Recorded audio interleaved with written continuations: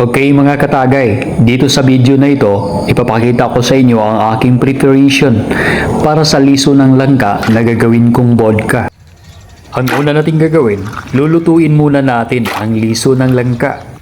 Alam niyo mga kahansman, maraming pakinabang ang bunga na hinog ng langka. Pwede siyang gawing fruit wine, pwede rin siyang gawing fruit brandy. At higit sa lahat, itong buto niya pwedeng gawin na vodka. Okay, so abangan nyo lang mga ka-fruit hunters or mga ka-huntsman ang ating gagawin na vodka na buto ng langka.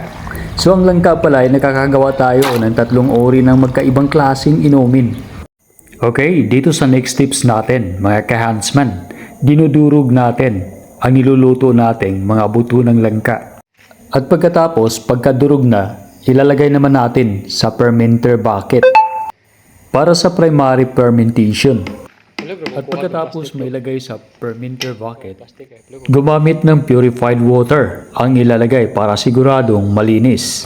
At ito na ngayon ang ating vodka mash. Isinasalang na natin para sa primary fermentation. At tumatagal ito ng 3 to 7 days, depende sa bilis ng fermentation process.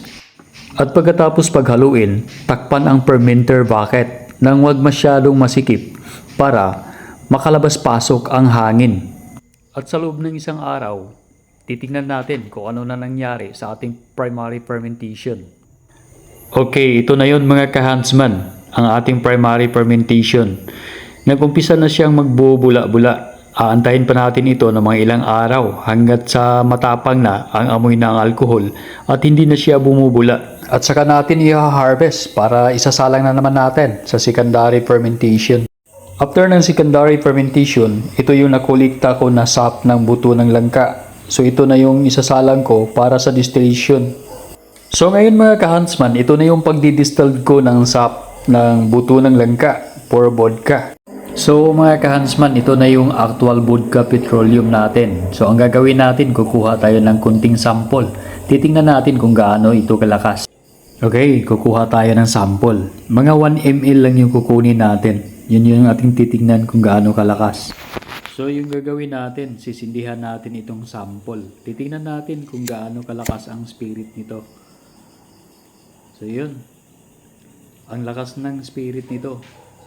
Mataas ang alcohol content nito. Siguro nasa mga 70% ang alcohol content nito. Grabe oh. Ang taas ng liyab. So, matapang ang alcohol nito.